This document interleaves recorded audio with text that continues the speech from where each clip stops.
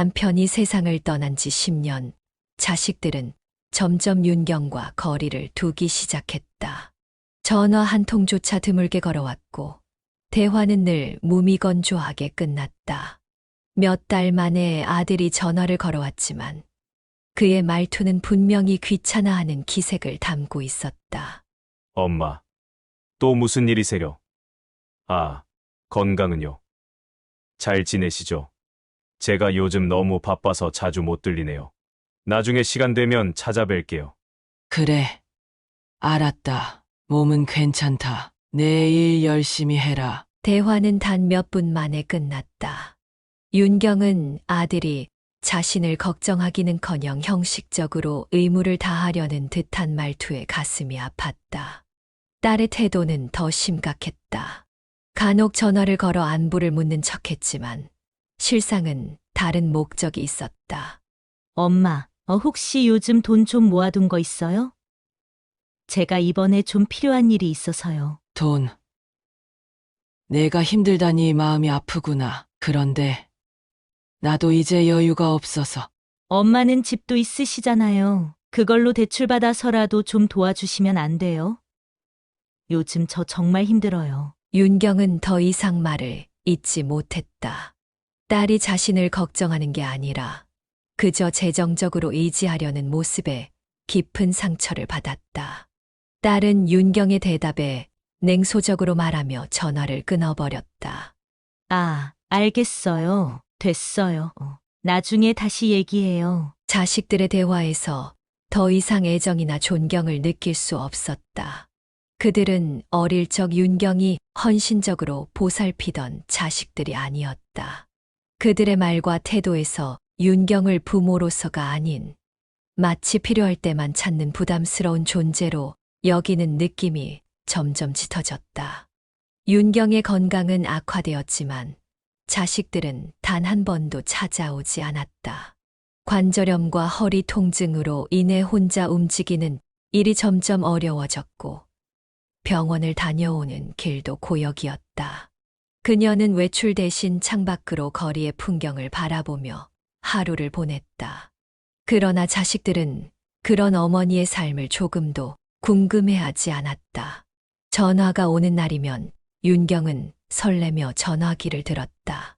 하지만 대부분은 짧은 대화 후에 끝나거나 아예 다른 목적으로 걸려온 전화였다.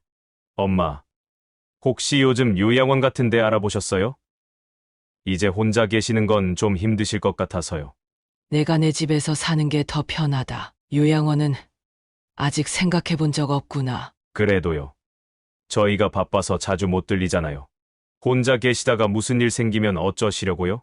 그들은 윤경의 입장은 전혀 고려하지 않았다. 오히려 어머니가 요양원으로 가는 것이 자신들의 생활에 더 편리할 것이라는 의도를 숨기지 않았다.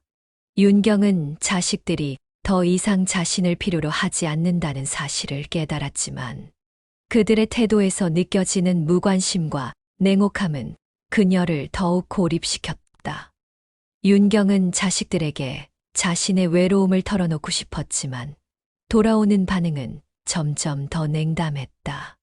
요즘 많이 쓸쓸하구나. 너희들이랑도 자주 보고 싶고 옛날처럼 같이 지내면 좋을 텐데. 어머니의 말을 듣던 자식은 냉소적으로 웃으며 대답했다.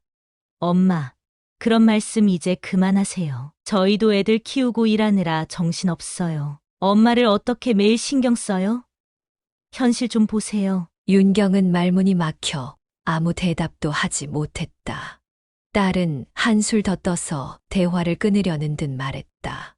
엄마, 저희도 인생이 있잖아요. 어릴 때 다 키워줬으면 된 거 아닌가요? 이제 엄마도 알아서 하셔야죠. 윤경이 말을 잇기 어려워하자 아들은 더 날카로운 말을 던졌다. 엄마가 이러시는 거 솔직히 우리한테 부담이에요. 어릴 때 우리 키워주셨다고 고맙긴 하지만 그게 평생 갚아야 할 빚은 아니잖아요. 윤경은 가슴이 철렁 내려앉았다. 자식들이 부모로서의 자신을 완전히 외면하고 있다는 사실이 이렇게 적나라하게 드러나는 순간 그녀는 더 이상 무슨 말을 해야 할지 몰랐다. 눈물을 참고 침묵했지만 자식들은 그런 어머니의 감정 따위엔 관심도 없었다. 어머니가 외로움과 건강 악화로 자식들에게 도움을 요청하는 것이 매번 묵살당하자 그녀의 마음은 점점 더 깊은 상처를 입었다. 자식들의 냉담한 태도는 단순한 무관심이 아니라 이제는 명백한 회피와 거절로 변했다. 어느 날 윤경이 자식들에게 마지막으로 애정을 담아 말했다. 그래도 엄마가 너희를 키우며 얼마나 행복했는지 너희를 위해 헌신한 세월이 있었는데 그러나 딸은 냉소적인 말투로 이렇게 대답했다. 엄마, 그건 과거의 얘기고요. 지금은 저희도 저희 가족이 더 중요해요. 엄마도 이제 혼자 살아가는 법 좀 배우세요. 윤경은 더 이상 대화를 이어갈 수 없었다. 자식들의 말과 태도는 그저 독침처럼 그녀의 마음을 찌를 뿐이었다. 자식들에게 더는 기대할 것이 없다는 사실이 명확해졌을 때 윤경은 절망감을 넘어 무력감을 느꼈다. 어느 날 자식들이 함께 찾아온 것을 보고 놀랐다. 함께 오는 일은 드물었고 예상치 못한 방문은 설레게 했다. 하지만 그들의 표정은 밝지 않았다. 어쩐 일이니? 둘이 같이 오다니 무슨 일이 있어? 엄마, 요즘 건강이 많이 안 좋으시잖아요. 그래서 우리가 상의한 게 있어요.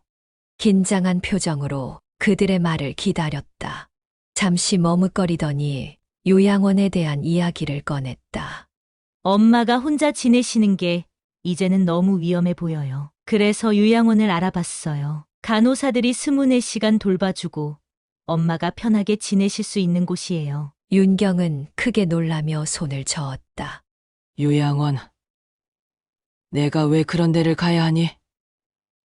이 집이 제일 편한데. 자식들은 윤경을 요양원으로 보내기 위해 교묘한 설득과 압박을 시작했다. 처음에는 다정하게 접근했지만 윤경이 단호히 거부하자 점점 태도가 달라졌다. 엄마, 이제 혼자 사시는 게 너무 위험해요. 건강도 점점 나빠지고 우리도 자주 못 들리니까 걱정되잖아요.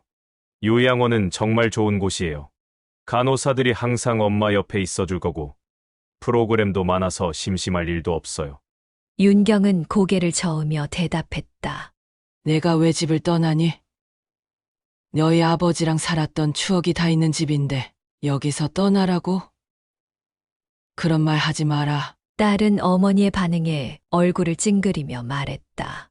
엄마, 솔직히 말씀드릴게요. 엄마 여기 혼자 계시는 게 저희한테도 너무 힘들어요. 자주 못 가서도 미안하지만 솔직히 부담이 너무 커요. 요양원에 가시면 저희도 더 마음이 편할 것 같아요. 윤경은 자식들이 자신을 진심으로 걱정해서 하는 말일 거라 믿고 싶었지만 그 말 속에 담긴 차가운 태도는 그녀의 마음을 깊이 아프게 했다. 그래도 난 이 집에서 더 살고 싶다. 여기가 편하구나. 아들은 설득을 이어갔다. 엄마, 집 문제는 걱정하지 마세요. 엄마 집은 그대로 두고 저희가 요양원비는 알아서 해결할게요. 엄마가 더 편하게 지내실 수 있도록 해드릴게요. 딸이 말을 덧붙이며 마치 최후 통첩을 하듯 말했다. 솔직히 엄마, 이 집도 너무 낡았잖아요. 언제까지 여기에 있을 수 있다고 생각하세요? 이제는 새 출발을 하셔야 할 때가 된 거예요. 윤경은 분명히 말했지만 자식들은 계속 같은 이야기를 반복했다. 엄마, 이건 엄마만 생각해서 하는 얘기예요. 우리도 엄마가 행복했으면 좋겠어요. 요양원에 가시면 훨씬 더 나아질 거예요. 윤경은 자식들이 자신을 걱정하는 척하며 결국 자신들의 편의를 위해 그녀를 설득하려는 의도가 뻔히 보였다. 그러나 자식들이 계속해서 말을 쏟아내자 그녀의 마음은 점점 흔들리기 시작했다. 정말 너희 말대로 내가 거기서 더 행복할 수 있다면 가보는 건 생각해 볼게. 하지만 약속해라. 내 집은 절대 손대지 않겠다고. 나중에 다시 돌아올 수도 있으니 내 집은 그대로 두어야 한다. 자식들은 고개를 끄덕이며 미소를 지었다. 물론이죠, 엄마. 절대 그런 일 없어요. 집은 그대로 두고 엄마를 위해서만 움직일게요. 윤경은 자식들의 말을 듣고 한 번 더 믿어보기로 했다. 평생을 함께한 가족이니만큼 그들이 정말로 자신의 행복을 바라고 있다고 생각하고 싶었다. 그래. 너희들이 진심으로 나를 생각해서 하는 말이라면 믿어볼게. 하지만 집은 꼭 지켜야 한다는 걸 명심해라. 자식들이 고개를 끄덕이며 미소 짓는 모습을 보며 윤경은 한순간 마음이 놓이는 듯 했다. 의심스러운 순간들도 있었지만 자식이라는 이유 하나만으로 믿음을 거두고 싶지는 않았다. 며칠 후 자식들과 함께 차를 타고 요양원으로 향했다. 차 안의 분위기는 어색했고 마음은 무거웠다. 차창 밖으로 스쳐 지나가는 풍경을 바라보며 자식들이 자신을 위해 최선을 다하고 있다고 믿고 싶었다. 도착한 요양원은 사진과는 다르게 삭막하고 차가운 느낌을 풍겼다. 텅 빈 방 안에서 낯선 침대와 가구를 보며 고개를 떨구었다. 자식들은 윤경의 짐을 요양원 방으로 옮긴 뒤 서둘러 떠날 준비를 했다. 엄마, 여기 정말 좋아요. 적응하시면 훨씬 편하실 거예요. 곧 또 올게요. 그러나 자식들의 표정에는 진심이 느껴지지 않았다. 윤경이 서운한 마음에 마지막으로 말했다. 꼭 자주 와야 한다. 엄마가 너희들 얼굴을 못 보면 너무 힘들 거야. 딸은 애써 미소를 지으며 대답했다. 그럼요, 엄마. 걱정 마세요. 하지만 자식들은 그 말을 하자마자 뒤돌아서 차에 올라타 버렸다. 창문 밖으로 멀어지는 자식들의 모습은 윤경에게 더 큰 외로움을 안겼다. 요양원의 첫날 밤, 윤경은 낯선 침대에 누워 깊은 한숨을 내쉬었다. 모든 것이 낯설고 차가웠다. 복도에서 들려오는 직원들의 발소리는 불편하게 그녀의 귀를 때렸고 새하얀 천장이 감옥처럼 느껴졌다. 내가 여길 왜 와야 했을까? 윤경은 끝없는 의문 속에서 잠을 이루지 못했다. 며칠 후 윤경은 요양원 직원들과의 대화에서 불편함을 느끼기 시작했다. 직원들은 친절한 듯 행동했지만 그녀를 억지로 입원실로 보내려는 의도를 숨기지 못했다. 어머님, 지금 방도 좋지만 건강 상태를 생각하면 입원실로 옮기시는 게 더 좋을 것 같아요. 거기는 간호사들이 항상 상주하고 계시니까요. 윤경은 단호히 대답했다. 난 괜찮아요. 여기서 지낼 수 있어요. 굳이 옮길 필요 없어요. 하지만 직원들은 매일같이 찾아와 같은 말을 반복했다. 입원실은 어머님께 더 안전한 환경이에요. 자녀분들도 이곳이 더 좋을 거라고 하셨어요. 윤경은 점점 더 불안감을 느꼈다. 자식들이 정말로 자신을 위해 이런 결정을 한 것인지 아니면 다른 속셈이 있는 것인지 의심이 들기 시작했다. 어느 날 윤경은 복도에서 직원들이 나누는 대화를 엿듣게 되었다. 그 방 말이야. 어르신 자녀분들이 요양원비를 점점 줄이고 있다던데. 이번에 입원실로 보내기로 한 거 맞지? 응, 맞아. 입원실로 옮기면 방이 비니까 더 비싼 요금을 내는 새 입주자를 받을 수 있을 거야. 자녀들도 이미 동의했대. 근데 그 어르신은 아직 모르시는 거지. 당연히 모르지. 어차피 자식들이 결정했다고 하면 따를 수밖에 없잖아. 윤경은 숨이 멎을 것 같았다. 자신이 사랑했던 자식들이 자신을 이렇게 철저히 돈 문제로만 계산하고 있다는 사실이 믿기지 않았다. 하지만 그녀는 아무 일도 없는 척 방으로 돌아왔다. 손이 떨리고 가슴이 두근거렸지만 애써 침착함을 유지하려 했다. 그날 저녁 요양원 간호사가 윤경의 방을 찾아왔다. 간호사는 서류를 들고 단호한 표정으로 말했다. 어머님, 자녀분들께서 상의하신 내용인데요. 건강 상태를 고려해서 입원실로 옮기시는 게 좋을 것 같아요. 입원실은 더 전문적인 관리를 받을 수 있는 곳이고 어머님께도 이점이 많습니다. 윤경은 분노를 억누르며 대답했다. 내가 여기에 들어올 때 자식들이 그런 이야기는 한 적이 없었어요. 난 지금 이 방에서 편히 지내고 있어요. 굳이 입원실로 옮길 필요가 없어요. 하지만 간호사는 미소를 지으며 말을 이어갔다. 자녀분들께서 이미 입원실 이동을 권유하셨습니다. 어머님이 거절하셔도 자녀분들과의 계약상 문제가 없기 때문에 결국은 옮기셔야 할 거예요. 여기서도 어머님을 위해 최선을 다할 거니까 너무 걱정하지 않으셔도 됩니다. 그 말은 마치 윤경에게 어떤 선택권도 없다는 것을 암시하고 있었다. 윤경은 간호사의 차가운 태도와 뻔뻔한 말투의 속에서 분노가 끓어올랐다. 윤경은 요양원 생활에 적응하려 애쓰는 가운데 식당에서 다른 입주자들 사이에서 나오는 불길한 소문들을 들었다.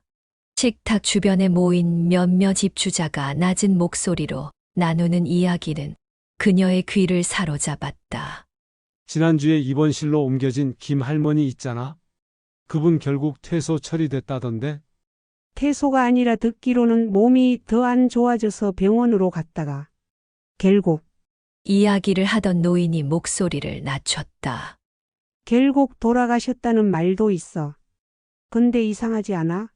갑자기 입원실로 보내더니 며칠 만에 그렇게 됐다니. 다른 이가 걱정스러운 표정으로 덧붙였다. 여기 요양원 뭐가 좀 수상한 것 같아. 건강한 사람들도 입원실로 보내진 뒤로 갑자기 상태가 나빠진다는 얘기 많이 들었어. 그럴 만도 하지. 입원실로 보내면 방이 비니까 더 돈 많은 사람들한테 그 방을 빌려주고 싶을 거 아니야. 윤경은 그 이야기를 들으며 긴장감이 몰려왔다.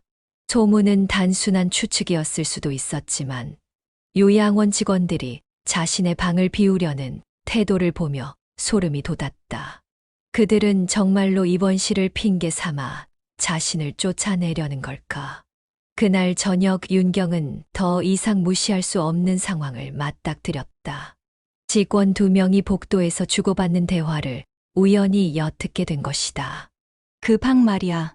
자식들이 요양원비를 줄인다고 했잖아. 그러니까 이번에 입원실로 보내버리는 게 맞는 거지. 맞아. 저 방에 새로 들어올 사람은 이번에 계약금도 꽤 크게 넣기로 했대. 그러니 빨리 처리해야 해. 근데 어르신이 아직도 거절하신다면서 내일 자녀들이 다시 방문해서 확실히 설득하도록 하라고 했어. 윤경은 충격의 말을 잃었다. 자신이 자식들과 요양원의 거래의 희생양이 되었다는 사실을 확신했다. 그들은 윤경이 입원실로 가게 되면 더 많은 이익을 낼 수 있다는 계산으로 움직이고 있었던 것이다. 윤경은 방으로 돌아와 밤새 잠을 이루지 못했다. 자식들이 단순히 자신을 요양원에 맡긴 게 아니라 그녀의 삶을 이익 창출의 도구로 이용하고 있다는 사실이 머리를 떠나지 않았다. 침대에 앉아 떨리는 손으로 사진 액자를 쥐었다. 그 안에는 자신이 온갖 희생을 감수하며 키운 자식들의 얼굴이 있었다. 내가 너희를 이렇게 키웠는데 이런 대접을 받으려고 했던 건 아니었어. 윤경은 액자를 천천히 내려놓으며 결심했다. 더 이상 순순히 당하지만은 않을 것이었다.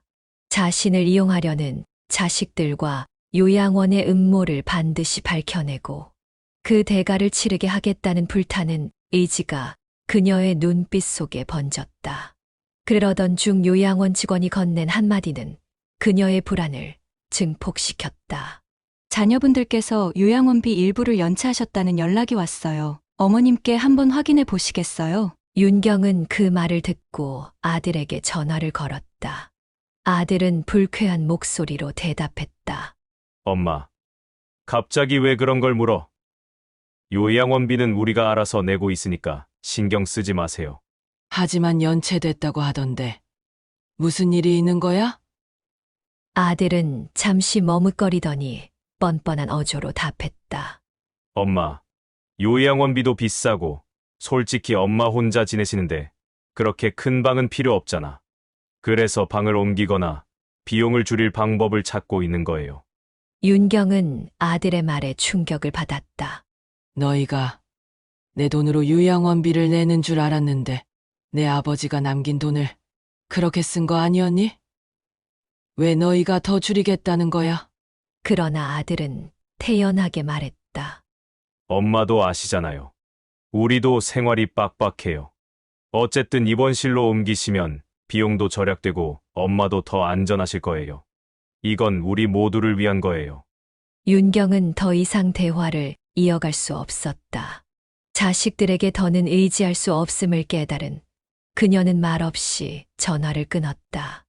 며칠 후 윤경은 우연히 요양원 직원들의 대화를 엿듣고 모든 음모를 알게 되었다. 그 방, 이제 입원실로 옮기면 되겠죠?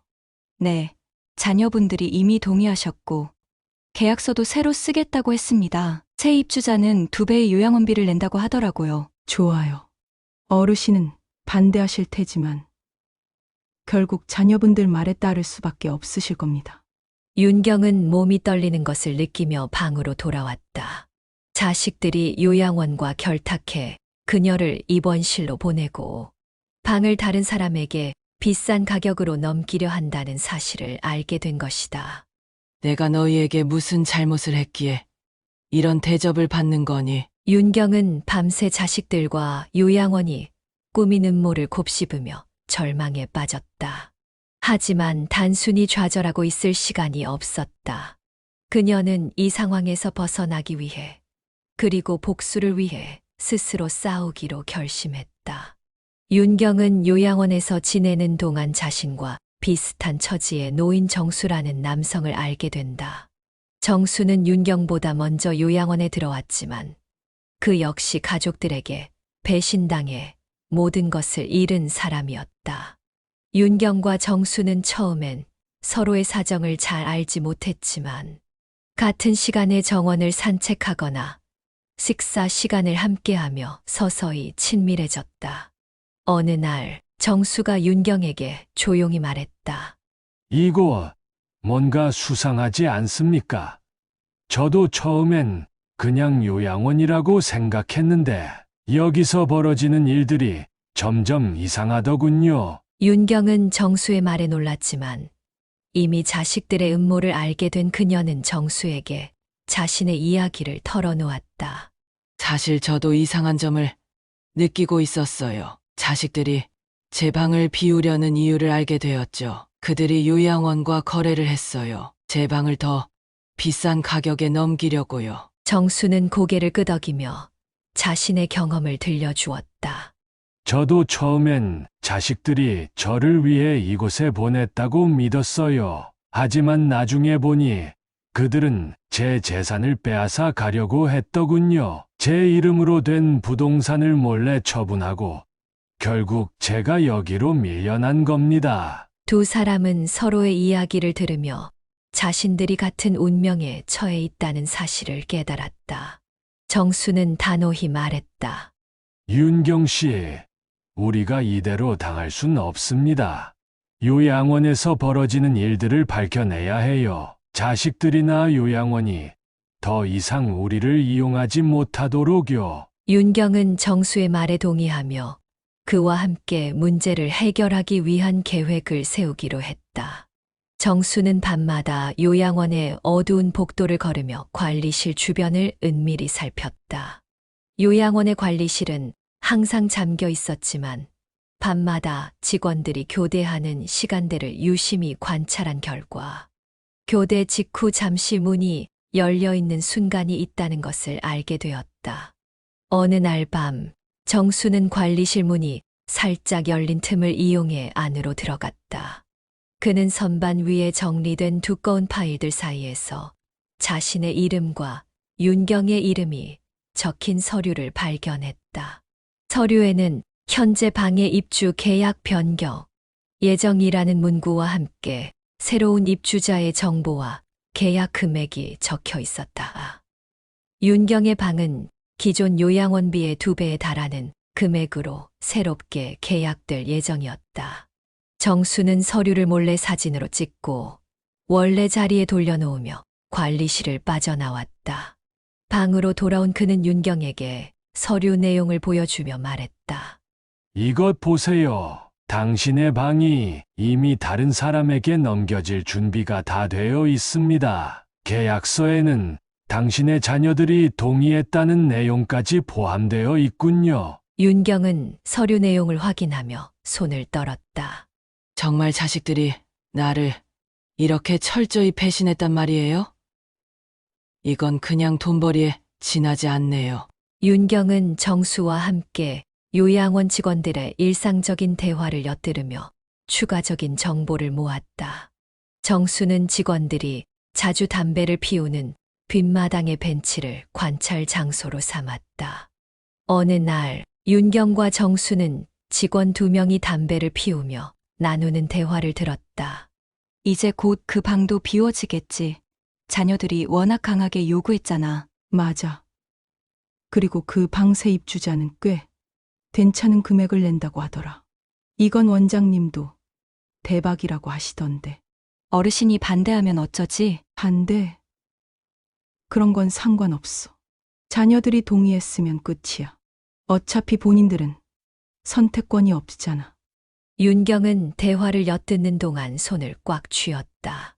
이건 범죄예요. 자식들이나 요양원 모두 나를 협박하고 있었던 거예요. 정수는 그녀의 어깨를 다독이며 말했다. 맞아요. 하지만 우리가 이 대화를 녹음했으니 이제 그들에게 반격할 수 있습니다. 정수는 휴대폰 녹음 기능을 활용해 대화 내용을 철저히 기록해 두었다. 윤경과 정수는 다른 입주자들에게도 자신들의 상황을 슬쩍 이야기하며 요양원에서 벌어진 비슷한 사례가 있는지 물었다.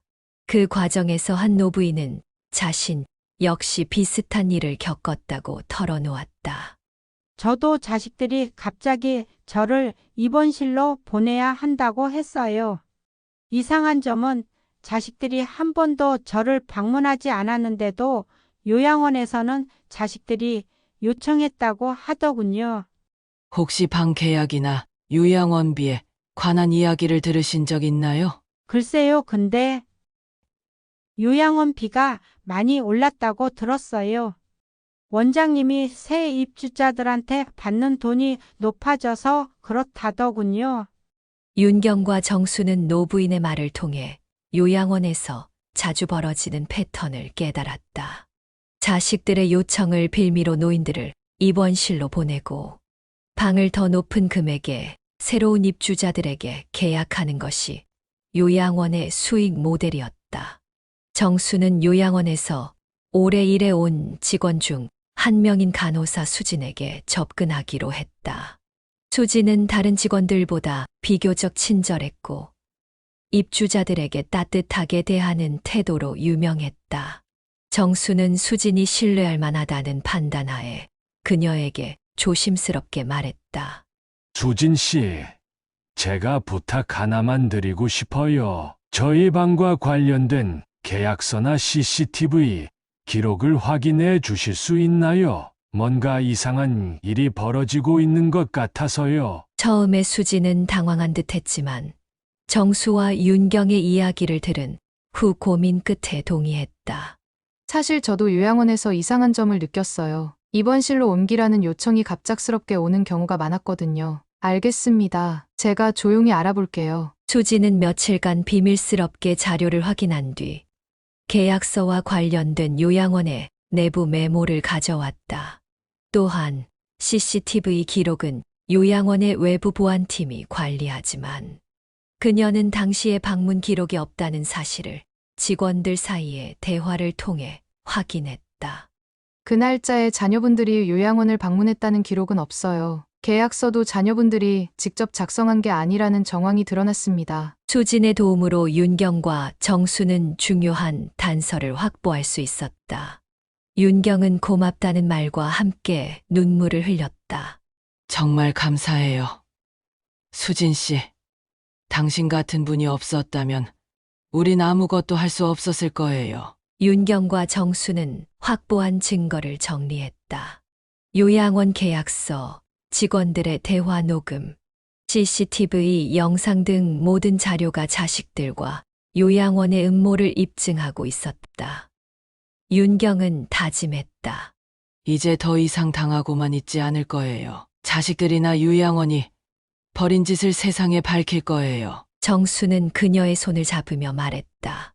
우리 함께 싸웁시다. 그들이 벌인 짓을 똑똑히 보여줘야 해요. 윤경과 정수는 모은 증거들을 가지고 요양원의 비리를 세상에 알리기로 결심했다. 정수는 지역의 작은 신문사와 연계된 기자를 알고 있었다. 그는 기자에게 전화를 걸어 말했다. 제가 요양원에서 벌어지고 있는 심각한 비리를 폭로하려고 합니다. 여기에 자녀들과 요양원이 공모해 노인들의 재산을 갈취하는 증거가 있어요. 기자는 처음엔 망설였지만 정수가 보여준 계약서 사진과 녹음, 파일, 수진이 제공한 내부 문서를 확인하고는 사건의 심각성을 깨달았다. 이건 대중이 반드시 알아야 할 내용입니다. 곧바로 취재를 시작하겠습니다. 기자는 윤경과 정수의 동의를 받아 이 사건을 다룬 기사를 준비했다. 기사에는 요양원의 비리와 자식들이 협조한 행태를 고발하는 내용이 포함되었다. 윤경은 기자에게 마지막으로 말했다. 제 이름을 공개해도 괜찮아요. 이건 단지 저만의 문제가 아니라 많은 사람들이 당할 수 있는 일이니까요. 기사 발행 후 요양원은 큰 충격에 빠졌다. 사건은 빠르게 지역 커뮤니티와 언론에서 확산되었고 요양원 입주자들의 가족들이 항해 전화를 걸어오며 비난이 쏟아졌다. 원장은 긴급히 직원들을 모아 대책 회의를 열었고 대화는 혼란과 분노로 가득 찼다. 이제 어쩔 겁니까? 입주자들이 대거 이탈하면 우리 요양원은 끝장입니다. 우선 문제가 된 방의 CCTV를 지우고 기록을 조작해야 합니다. 상황이 정리될 때까지 가족들에게는 적당한 변명을 하죠. 원장은 점점 심각해지는 상황 속에서 한 가지 대책을 떠올렸다. 윤경을 압박해 기사를 철회하도록 만드는 것. 그는 윤경을 호출해 직접 이야기를 나누기로 했다. 다음 날 윤경은 요양원의 원장실로 불려갔다. 원장은 평소와는 다른 온화한 표정을 짓고 있었다. 그는 윤경에게 차를 권하며 말했다. 어르신, 여기까지 오시느라 힘드셨죠? 제가 직접 모셔왔어야 했는데 바빠서 죄송합니다. 윤경은 그의 가식적인 태도에 속지 않고 단호하게 대답했다. 무슨 일이신지 아시잖아요. 제가 공개한 일이 불편하셨나 보죠? 원장은 억지로 웃으며 말을 이어갔다. 어르신, 저희가 뭐 잘못한 게 있나요? 오히려 입주자분들을 위해 항상 최선을 다하고 있는데 이런 오해가 생기니 안타깝습니다. 윤경은 그를 날카로운 눈빛으로 응시하며 말했다. 오해라니요? 내 재산을 뺏으려고 한 건 사실 아닌가요? 계약서도 조작했잖아요. 원장은 순간적으로 미소를 거두며 목소리를 낮췄다. 저희 입주자분들은 다들 건강과 안락을 위해 요양원에 오시는 겁니다. 어르신도 여기서 오래 계셨으니 아시잖아요. 그런데 이렇게 저희를 공격하면 어르신에게도 좋을 건 없을 겁니다. 윤경은 그의 말이 협박이라는 것을 깨달았지만 흔들리지 않았다. 좋을 게 없다고요? 그러면 당신들은 어쩔 건데요? 원장은 차가운 표정을 지으며 말했다. 어르신이 그 기사를 철회하면 저희는 입원실로 보내겠다는 요청을 당장 취소하겠습니다. 게다가 다른 입주자분들께도 더 나은 환경을 제공할 수 있도록 조치를 취할 겁니다. 윤경은 그의 말을 듣고 비웃으며 대답했다. 철회요? 그게 당신들이 내놓을 대책입니까? 이미 많은 사람들이 진실을 알았어요. 당신들이 아무리 입을 막으려 해도 소용없어요. 원장은 이제 완전히 태도를 바꿨다. 그는 윤경에게 직접적으로 위협을 가하기 시작했다. 어르신, 이걸 모르시나 본데 요양원의 기록과 CCTV는 저희가 관리합니다. 만약 여기서 더 소란을 피우시면 다른 입주자들과 가족들에게 어르신이 요양원의 규칙을 위반했다고 알릴 겁니다. 그런 소문이 퍼지면 어르신 입장이 곤란해질 수도 있어요. 윤경은 더 이상 참을 수 없었다. 그녀는 자리에서 벌떡 일어나 원장을 향해 말했다. 규칙을 어겼다고요? 그렇게 나올 줄 알았어요. 그래서 제가 준비한 게 있습니다. 그녀는 정수와 함께 준비한 녹음기를 꺼내 테이블 위에 올려놓았다. 원장은 그 순간 얼어붙었다. 윤경은 미소를 지으며 말했다. 이 안에 당신들이 계약서를 위조한 증거가 들어있어요. 그리고 입주자들의 재산을 착취하려던 이야기도 녹음되어 있죠. 이제 경찰이 들으면 알겠네요. 원장은 얼굴이 창백해지며 황급히 태도를 바꾸려 했다. 어르신, 그건 오해입니다. 혹시 제가 잘못 말씀드렸다면 죄송합니다. 우리가 잘못했다는 증거가 없을 수도 있지 않습니까? 윤경은 비웃으며 말했다. 그걸 경찰이 확인하게 할게요. 더 이상 당신들과 대화할 필요가 없겠네요. 윤경은 원장의 사무실을 떠나며 마음속으로 다짐했다. 이제 모든 걸 끝내야 해. 이곳에서 내가 겪은 고통을 똑같이 돌려줄 거야. 이후 그녀는 정수와 함께 모은 자료들을 경찰과 기자에게 모두 넘겼다. 요양원 내부 직원들의 증언까지 더해지면서 요양원의 비리와 악행이 명백히 드러났다. 원장과 고위 직원들은 언론의 비난을 피할 수 없었고 내부 조사가 시작되었다. 윤경이 언론을 통해 요양원의 비리와 자식들의 공모를 폭로한 기사가 발행된 뒤 자식들은 거센 비난에 휩싸였다. 직장 동료들과 주변 사람들이 기사를 읽고 수군거렸고 소셜미디어에는 불효자라는 댓글이 쏟아졌다. 그런 상황에서도 자식들은 자신들의 잘못을 인정하지 않고 오히려 어머니를 원망하기 시작했다. 아들은 윤경에게 전화를 걸어 격앙된 목소리로 말했다. 엄마, 대체 왜 이러세요? 이런 식으로 우리를 망신 주면 어떻게 해요? 사람들이 다 저희를 뭐라고 하는지 아세요? 윤경은 차분히 대답했다. 내가 망신을 준 게 아니야. 내가 한 행동이 세상에 드러난 것뿐이야. 아들은 도무지 이해할 수 없다는 듯 화를 냈다. 우린 엄마를 위해서 최선을 다했다고요. 요양원도 엄마 건강을 위해 알아본 건데 왜 이렇게 뒤통수를 치세요? 윤경은 깊은 한숨을 내쉬며 말했다. 건강을 위해서 너희가 내 재산을 팔아먹으려 했던 거 아니었니?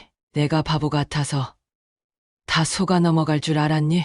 윤경의 폭로로 인해 자식들 간에도 갈등이 발생했다. 딸은 형에게 화를 내며 말했다. 그러니까 처음부터 조심했어야지. 왜 그런 허술한 계약서를 준비해서 이런 사단이 나게 만들어? 아들은 답답하다는 듯 반박했다. 내가 그럴 줄 알았어. 엄마가 이렇게까지 할 줄 누가 알았냐고. 딸은 눈을 부릅뜨며 소리쳤다. 결국 오빠 때문에 우리 인생이 망가졌잖아. 사람들한테 불효자 소리 듣고 얼굴을 들고 다닐 수가 없어. 그들의 대화는 비난과 책임 전가로 점철되어 있었다. 그러나 서로를 탓하는 와중에도 그들은 자신들의 행동이 잘못되었다는 사실은 인정하지 않았다. 몇 차례 다툰 후 자식들은 전략을 바꿔 윤경을 회유하기로 했다. 둘은 요양원을 직접 방문해 윤경을 만났다. 딸은 억지로 눈물을 짜며 말했다. 엄마, 우리가 다 잘못했어요. 기사 때문에 우리가 얼마나 힘든지 아세요? 이제 우리도 다 끝난 것 같아요. 아들도 덩달아 고개를 끄덕이며 말했다. 엄마, 제발 기사를 철회해 주세요.